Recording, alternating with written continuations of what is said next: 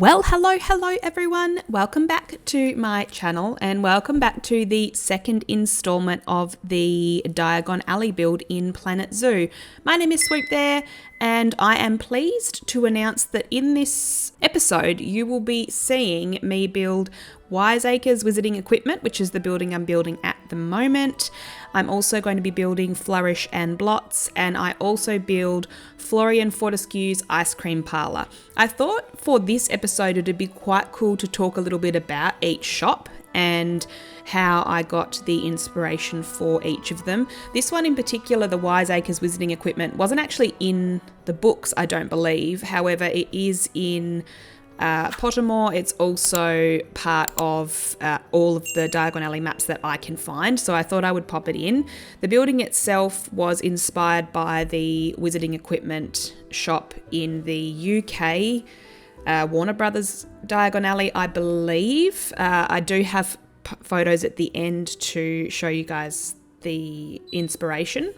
So Wiseacre's itself is an interesting little store. I think it was on the north side of Diagon Alley, but to be honest, I don't have any idea which side is north, west, east or south in my build. I guess I could make it up and say that everything currently is on the north side, but I don't know if that's actually accurate as to what Diagon Alley was. I've just kind of put the shops where I think they should go, and from a lot of the pictures that I've looked at, I've kind of used those as, I guess, reference points as to where things should be. I've also found quite a few maps that I'm trying to use, but there are so many different schools of thought as to where things actually are. I've even used clips in the movies, but really, I mean, because of all of the different ways that I could have popped the shops, I've just put them down where I kind of want them to be. I'm going to try and include all of the known ones that I can. This one in particular I think it was selling things like a bunch of magical instruments, basically, like telescopes, hourglasses, maps. I think it sold things like brass scales and binoculars, compasses, crystal balls and files and silver scales, all those kinds of things that you would kind of expect to be in a wizarding equipment store. I do unfortunately write on the sign Wiseacre's Wizarding Supplies, so I have gone in and fixed that now. So in the walkthrough you'll see that it's fixed up. I've also changed the signage because whenever I zoomed out, the draw distance actually showed the wooden sign and that didn't look any good for the screenshots, so I put in a custom sign for the Wiseacre's Wizarding Equipment. I was correct in saying that it wasn't in the books. However, I'm pretty sure its first appearance was actually on a DVD. So for all of you people who don't know what a DVD is, because you've never had to worry about DVD players, I feel for you because of all of that extra content we used to get to play with. But on disc 2, I think, of the Harry Potter and the Chamber of Secrets, and then it was also confirmed in Pottermore that there was a Wiseacre's Wizarding Equipment, not supplies. So you can see here I'm doing the signage and typing the wrong word, but it's fine, guys. I have fixed it up now. I'm also going to talk a little bit about Flourish Blotts. I will start building that in just a moment, but I can't keep my voiceover to the timing of building each building simply because I would be talking rubbish and you guys would get very bored. So I'm going to talk a little bit now about Flourish Blotts. It's obviously a very well-known store in Diagon Alley. It's mentioned many times in the books. It's featured in the movies, particularly in Chamber of Secrets when Gilderoy Lockhart is in there, when Harry goes in with the Weasleys to buy his books and gets hauled up there for a photograph. I'll read you a description of Flourish Blotts from the first book. They bought Harry's school books in a shop called Flourish Blotts, where the shelves were stacked to the ceiling with books as large as paving stones bound in leather, books the size of postage stamps in covers of silk, books full of peculiar symbols, and a few books with nothing in them at all. So Flourish Blotts is actually one of my favourite stores. It's the store where Harry and his friends get their school books from. It's about, according to what I'm reading online, halfway down the north side of Diagon Alley. So if we're going by the north side school of thought for the Wiseacre's Wizarding Equipment, then I suppose everything that I'm building currently is on the north side of Diagon Alley. But I don't actually know if everything that I have built so far is supposed to be on the north side. So please, if you are a diehard Potter fan, don't come at me for those things. I have just sort of popped these things where I want them to be. Also, depending on the pictures that I looked at, really depended on how the store itself turned out. There were heaps and heaps of different Flourish and Blot stores that I could have looked at. This one, I believe, came from the Wizarding World in Harry Potter Orlando. So the Wizarding World of Harry Potter, they actually have this particular shop in their Diagon Alley, so that's where I got the inspiration for this particular shop. So some fun facts about Flourish and Blotts. It had some problems with some books, like the Invisible Book of Invisibility, which according to the books cost them heaps of money to buy, and they went missing because they were invisible. They also had the Monster Book of Monsters, which is the one that tore itself apart and like bit the manager when he tried to get a copy off the shelf. It also, obviously they were attacking each other, and that was the book that Hagrid, when he became the Care of Magical Creatures teacher, wanted the students to buy. So the Flourish and Blot store had to order them in, and they said that they were never going to stock them again. The store itself was first established in Diagon Alley in 1454, and there is some history that goes back to around 1927 when they held a launch party for Newt Scamander's book Fantastic Beasts and Where to Find Them. It also features heavily in the second book and also the third book. So the second book is where Gilderoy Lockhart is in the store and he is signing all of his books, and then the third book is where Harry goes to Flourish and Blotts to buy the Monster Book of Monsters. So with all that said, I really did try in the windows to create a sense of books everywhere. I actually got some already created or already built books off the workshop, and I will talk about those in the walkthrough. I always credit the things that I haven't built myself to the people that have built them, so I do my best to do that. Most of the stuff I have built myself, but those smaller things that some people have spent so long finding all the little parts for, I actually think are incredible, and I've just popped them into my builds because I just think they look fantastic. So when we do the walkthrough, you'll be able to see there's just piles of books in the windows. I've also actually put Gilderoy Lockhart's book on a sign out the front and in the window as well, but I wanted it to really be given the sense of that there are just books floor to ceiling, so just like there was in the books for Harry Potter and in the movies. So now the time has come to talk about Florean Fortescue's ice cream parlour. I do begin to build that in just a moment, just shortly after I've put Gilderoy Lockhart's book in the front of Flourish and Blotts, and I play a little bit around with that, but I cut out a lot of that because it did take me quite some time. So here you can see I've started the building of the ice cream parlour. This one was a really interesting build. I got the picture for the ice cream parlour from the same place that I got the picture for Wiseacre's Wizarding Equipment, so I'm pretty sure it's the UK version of Diagon Alley. I really liked this particular version of Florean Fortescue's ice cream parlour, so I went for that one. However, I do end up adding a little annex off to the side, so on the right hand side when you're facing forward, just like a little bit of an outdoor seating area, which I know probably isn't included in the traditional Diagon Alley, but I wanted a place where I could put a bunch of custom signage, like where I guess maybe shops advertised for people to come and shop at their shop in Diagon Alley. So I did create that, and I actually am really happy with how it turned out. I've put some really cool lighting in there, so I'll show you that in the real-time walkthrough. In general, I just thought it was a cute little addition to have off the side of Florean Fortescue's.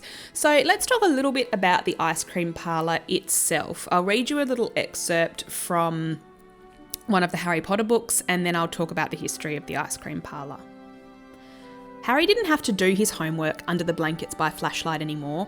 Now he could sit in the bright sunshine outside Florean Fortescue's ice cream parlour, finishing all his essays with occasional help from Florean Fortescue himself, who, apart from knowing a great deal about medieval witch burnings, gave Harry free Sundays every half an hour.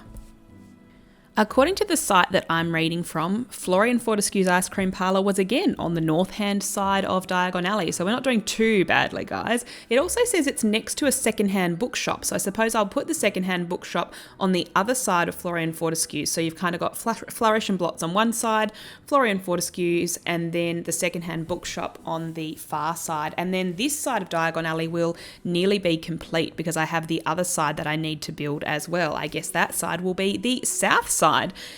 This parlour was owned and operated by Florean Fortescue before his disappearance in 1996. The parlour itself had places to sit down inside, and it also had a small area outside with a bunch of tables and chairs. Because I couldn't fit them in the front of the parlour, that's one of the reasons why I built the annex on the side. Harry Potter's first visit to Diagon Alley, Hagrid actually bought him a chocolate and raspberry flavoured ice cream with chopped nuts from Florean Fortescue's, which I think is super cool. And then later on, Harry also bought strawberry and peanut butter ice cream for himself while he was wandering around Diagon Alley with Hermione and Ron. Now, I think it was the Half-Blood Prince where Bill Weasley actually says that Mr. Fortescue had been dragged off, and then it was later confirmed that he'd actually been abducted by Death Eaters and then eventually killed, which is super sad. And I don't think it's actually known what happened to the parlour after his death. Hopefully someone took it over because I think it was quite a nice little shop. So that kind of brings me to the end of my discussion about the shops that I've built for this episode. I actually really enjoyed building these 3 shops. I think the first 3 that I built, I really struggled. I was trying to be very, very perfect and get them as close to what I was looking at as possible, and it just became a lot of time, and I was feeling a bit stressed, and I also was feeling a little bit pressuring myself to make sure that, you know, it looked really good, because I know how much these books and the movies are really adored by many. However, then I thought there are some things that I can sort of have a little bit of a creative license on, so particularly for what I'm building now, sort of this annex with the signage and so on, I just thought that it would be fun to put my own spin on a few things. So that brings me to the end of the speed build, guys, and we'll see you in the real-time part. Okay everyone, so you can see that I've started down the far end of Diagon Alley where I first built Scribulus, and this is kind of the entrance to what will eventually be Nocturne Alley, and I'm going to do the first part of the tour at night so you guys can actually see what all of the shops look like in the night light, and then we will also do a quick daytime tour just to show you what I've built. So we'll just skip on past Scribulus, that was in the last episode, and so this is Wiseacre's Wizarding Supplies, and I can see I've kind of got this part wasn't actually in the speed build, this little part here, I just thought the building looked really unfinished without it. And then in the window here we have all the equipment that he's selling, just a bunch of different little random things. I wouldn't be able to tell you what they are, but these were the smallest things that Planet Zoo had to offer me. So I think this part here is actually a gutter railing. So I just put a bunch of little things in here and sort of coloured them all that sort of copper or gold colour. And then I built this little chest out the front here. So that one there is Wiseacre's Wizarding Supplies, and then we'll continue on down past Quality Quidditch Supplies. This one is kind of where it's the second building I built, and then Ilops is next door to that. And then we come on down to Flourish Blotts, which I think is one of my favourite builds so far. I did change the signage, it looks way better in my opinion. I did not build these letters myself, and nor did I actually make the bookshelves that are in the windows here or these piles of books. However, I did create my own little Gilderoy Lockhart sign here, and I got the picture for that just off Google. So we have the latest published work sign, Hogwarts book lists, and rare spell books. And then some of these little signs here just have nothing on them or they're faded away. I think this one actually says something on the other side if we have a look. Scamander in store, there you go. So if we come in closer into Flourish and Blotts here, you can see there's piles and piles of books, and then you have this little Gilderoy Lockhart book on display, and a bit of a pile of Gilderoy Lockhart books there as well. And then on the other side there aren't any sort of books that have any writing actually on them. There's one that's open here, and then some scrolls and so on, just with these bookshelves that go right up to the roof of the windows. And then here we have the little sign in store now, Gilderoy Lockhart Magical Me. So that is Flourish and Blotts. It also has a little chimney on the top there, and it's very worn, as you can see. So that one there is Flourish and Blotts. Let's continue on down to Florean Fortescues. Now I need to probably finish this sign here. So it does say Florean Fortescues, but I do want it to say Icream Parlour. I really just could not find the letters that I wanted to use for that, and it's impossible to use the in-game signage because I can't actually bring them close enough to the front of this for them to not be seen, but for me to just be able to see the letters. So in the window of Florean Fortescues, I've just put some really primitive, I guess, ice cream cones that I created. And then we have the chairs on the top of the window, just as they do in the UK version of Florean Fortescues, and the table. And then if you look up, you've got these windows and the ice cream on the roof here, which we'll have a look at in the daylight. I probably want to put a few more sort of sticking out signs and things on the front of this one, but we'll come next door to the annex here. So here you can see you could come and grab your ice cream, and you can either come through this door or you can come back out through the front here, come and have a seat in the annex. And then there's a bunch of signage here, or just advertising for shops that are in the alley. We've got a Daily Prophet one, the Dark Lord Defeated. You've got a Lucius Malfoy Court. I know that these come from different times in the Harry Potter series, but I just liked them, so I put them in. There's an Ilops Owl Emporium here, Madame Malcolm's Robes, Leaky Cauldron, which I made this one myself. I also made this one myself, but the rest I've just gotten off Google. Pint is 15 sickles. I don't know if that's actually accurate, but that's what I've put. And then down here you've got the Goblin Bank Holiday Mega Sale for Flourish and Blotts. There's also a Flourish and Blotts sign on this side. It's honoured to present the outstanding new book Newt Scamander's Fantastic Beasts, which is obviously a long time ago in the Harry Potter series. Then you've got the Florean Fortescue's Ice Cream Parlour signage here, and a very big Gilderoy Lockhart Magical Me sign, and then just a couple of ice creams and sundaes and things. So that so far is what I have for Diagon Alley. It is looking pretty good on this side. I did say in my speed build I'm going to put one more store here, and then I think we'll put the entrance, or the back entrance of the Leaky Cauldron, down this end, and then sort of when you stand here you'll have shops on this side all the way down to this end as well. And Gringotts is actually going to be down all the way down this end, and then I also need to build Nocturne Alley. So that's what we have so far. I will now jump across to the daytime view for you. So here we have the daytime view of Diagon Alley. So obviously you don't have all the lighting and so on that's on because it is during the day. I didn't turn the snow on because it does tend to do weird things in this version of Planet Zoo, where they've allowed us to do the dioramas. It just the snow makes it really dark and odd. So I have just left it during the day. I will come forward a little bit so you can see the whole alley. I might just zoom out, then you can see what I've done so far. So this is basically it. This is what I've created so far. We've got the entrance to Nocturne Alley down here, where Gringotts will be Scribulus, Wiseacre's Wizarding Equipment, Quality Quidditch Supplies, Ilops Owl Emporium, Flourish and Blotts, and then Florean Fortescue's Ice Cream Parlour on the end with the annex and the big ice cream on top. And then we just have, some of them have their own chimneys and so on. The Wiseacre's Wizarding Supplies does have a roof, but it's a flat roof and it's hidden in behind there. So thank you so much for tuning in, everyone. I'm going to hop across to nighttime now so that you can see the whole thing in the night, and we will finish off there. It has been great to have you. I really appreciate your support. If you did like this video, please make sure to leave a like and subscribe if you haven't already for more Diagon Alley content.